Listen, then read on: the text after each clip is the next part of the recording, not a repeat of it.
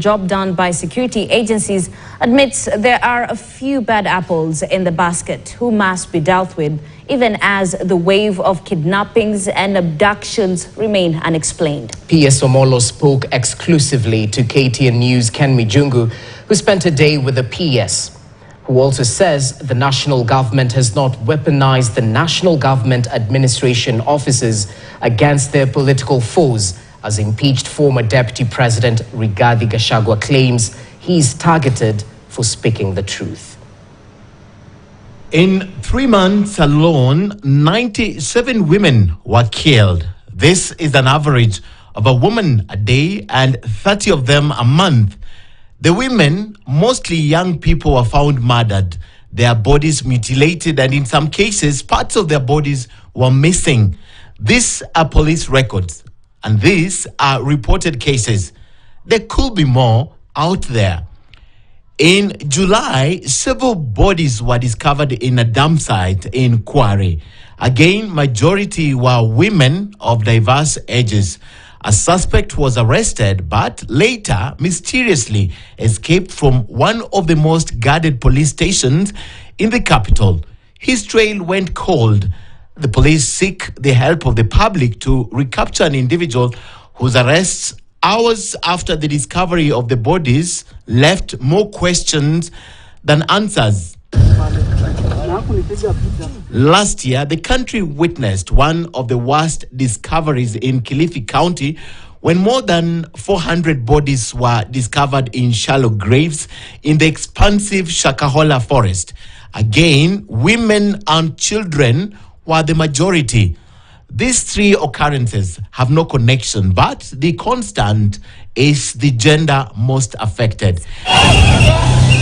Days before I met Interior Principal Secretary Dr. Raymond Omollo, protesters who are seeking the world's attention by demonstrating in the capital against the increased homicide, mostly involving women, were violently disrupted by the police. We are peaceful! We are peaceful! June 2024 was Kenya's darkest month this year. More than 60 people were killed by bullets from the police. The number remains controversial, but human rights put it at a higher figure. The numbers from the government are more conservative. Young people who are exercising their right to protest and picket were shot at. When Parliament was breached, kicking off a chain of reactions that are yet to settle. One of them being the dissolution of the cabinet. Later, it was reconstituted. The president went ahead to further reorganize the government and those assisting him, and one of the ultimate casualties was the impeached former Deputy President Rigathi Gachagua. Interior Cabinet Secretary Kithure Kindiki will then transition to the office of the Deputy President. The ministry is now under Musalia Mudavadi as Acting Cabinet Secretary and the Principal Secretary Raymond Omollo.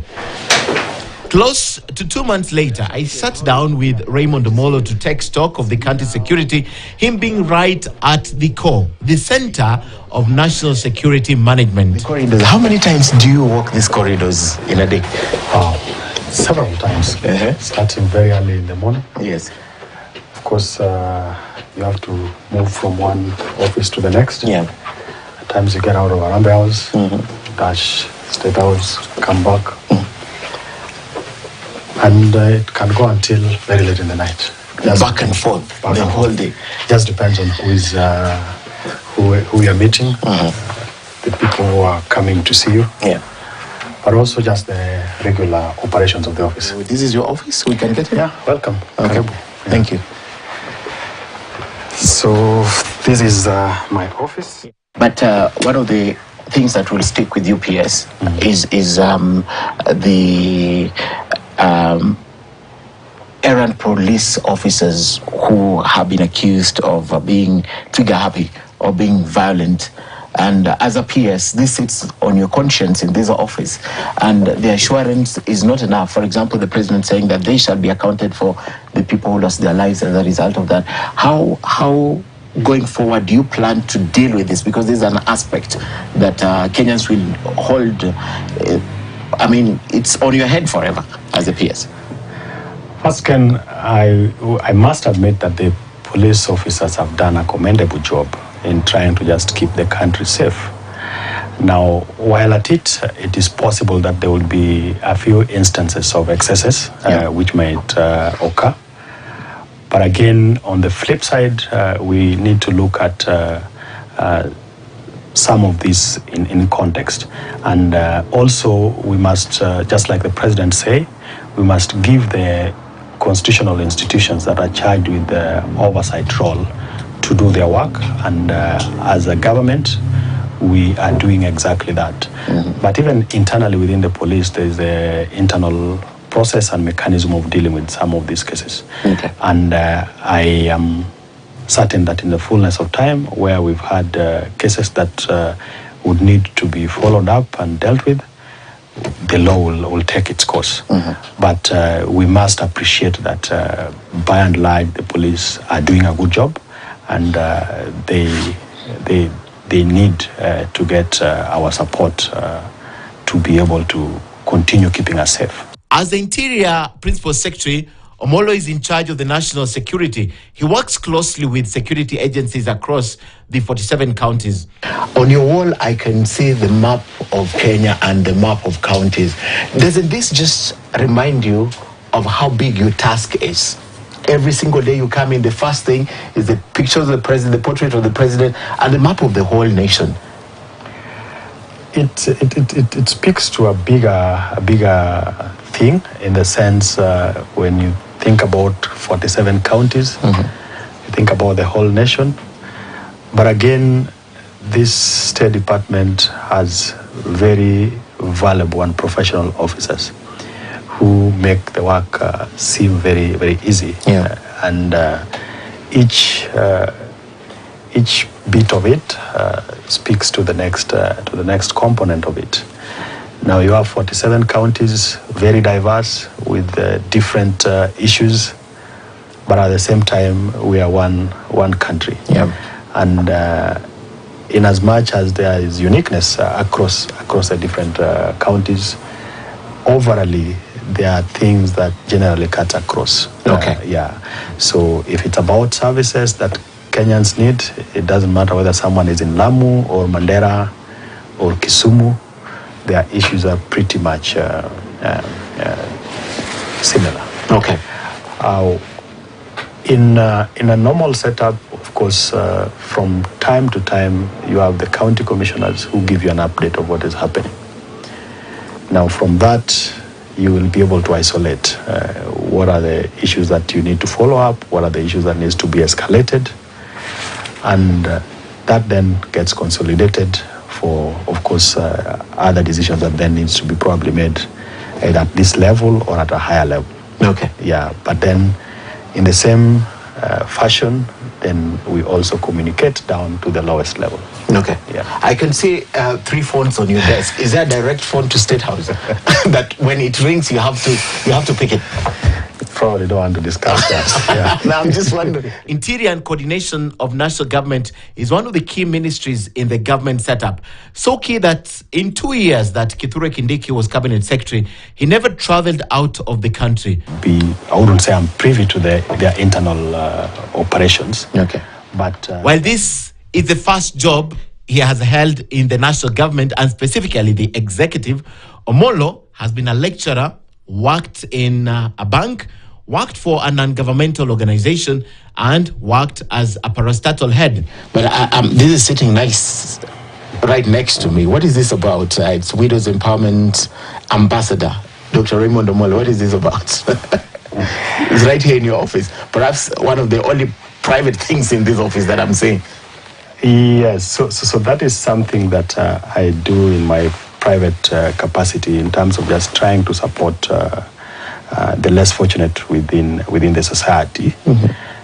Having been brought up by a widow, so it's something that is very dear, close to me. You have mothers who either their houses have fallen apart, they are unable to take their children to school, And in my small way, working with friends and those who feel the plight of these widows, we've been able to support them, and we continue to support them just to give them a smile. Okay. Yeah. Is this in your locality or it's across the country? No, it's across the country. Across the country. As the Principal Secretary, Omollo is responsible for the coordination of government functions and policies, the implementation and oversight of internal security policies, executing National Cohesion and Integration Commission policies in training of security personnel in border, disaster and emergency response and coordination of the same, the management of humanitarian emergency responses and relief food, and overseeing policies of national crime research and management. What is the state of our borders right now? What would you say are the milestones we've made in the last 2 years? So over the 2 years,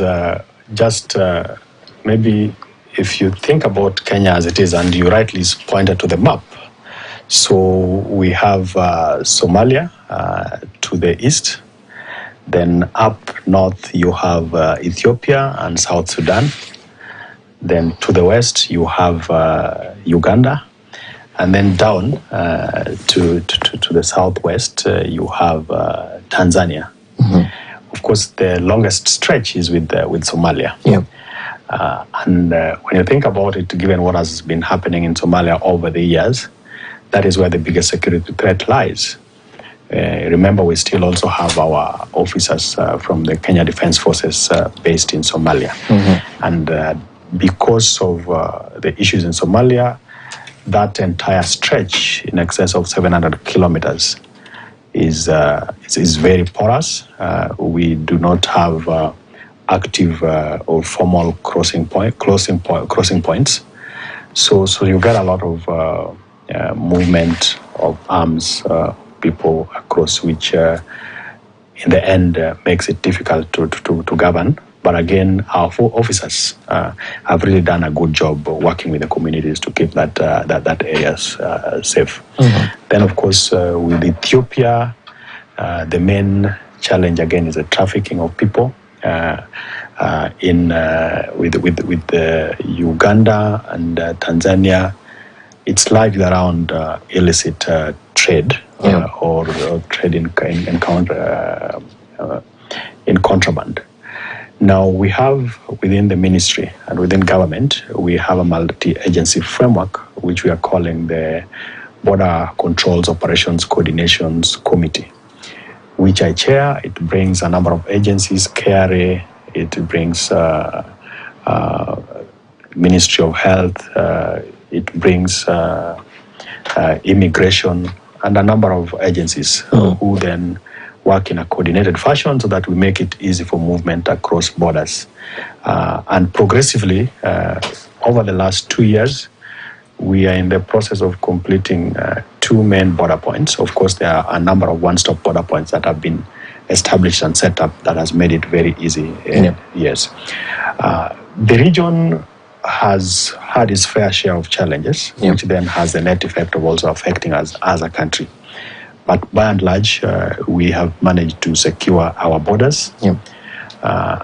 It's interesting to note that even for certain parts of our borders, particularly with South Sudan, we have not fully completed the border demarcation process, where we are able to fully have those beacons, and working together with the Kenya International Boundaries Office, we have done quite a bit over the last 2 years to just demarcate the border. The bulk with Tanzania has been done. The bulk with Uganda has been done. There is what we need to do with South Sudan up in the north.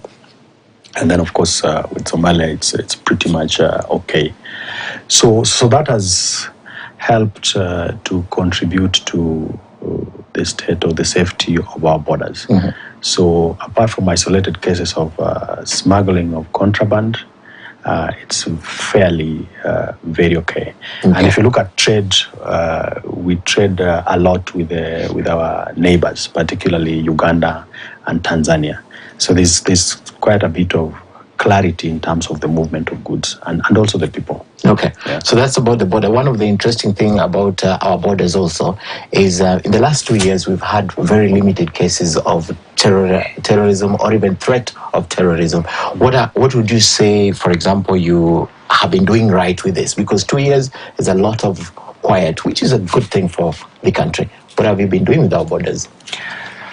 So, apart from just working in a multi-agency framework where we're able to share responsibility, we're able to share also intelligence, we've also been able to work very closely with the communities.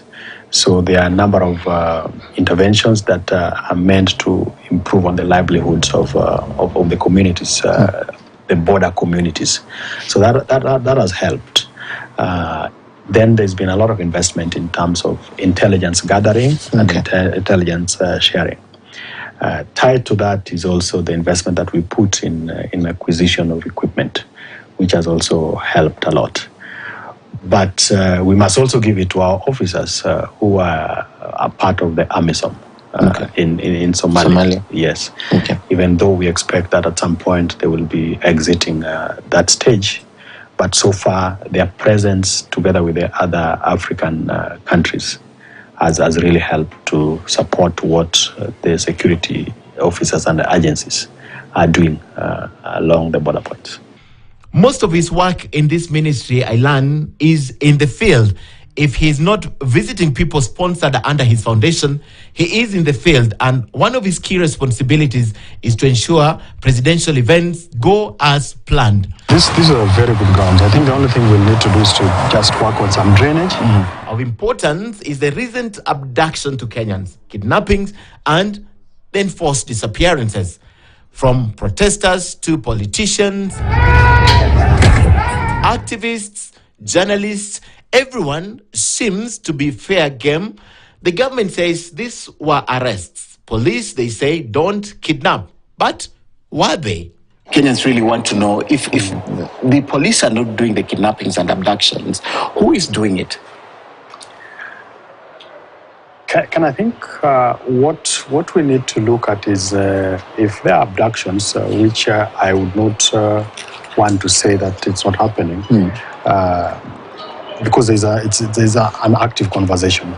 What we need to look at is if we have Kenyans who have disappeared or who we don't know where they are, I think we need to work closely with the police. Let's have cases reported, and we follow up, and we're able to provide where we are able to find out where people are, because it's possible to locate people based on just the signals of the phones.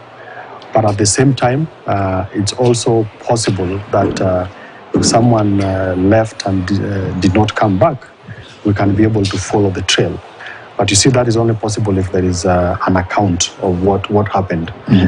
Yes, and that has been happening over the years. And just to confirm and reassure the country is that what the police do is arrests.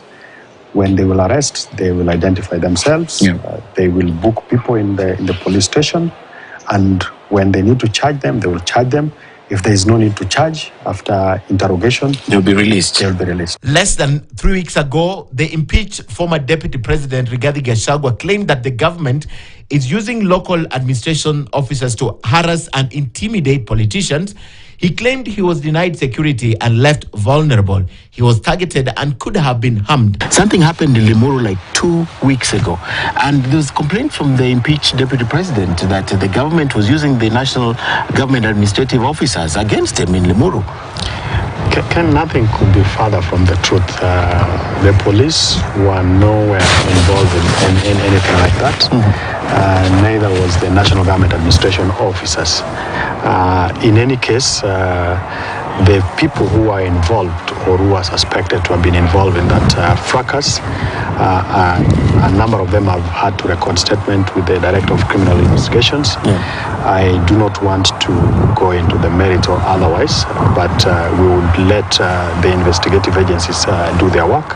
And I expect that in the fullness of time, whoever is culpable would have to face the law as it is. Even though their work is national, within the borders. Internationally, the department is making headlines, especially after the claims of mass resignations of police officers in the Haiti mission. So far, Kenya and Jamaica are the only countries to have taken troops to Haiti. Kenya is leading the mission with over 400 boots on the ground, facilitated by the United States. However, there have been concerns around their pay delays and their living conditions.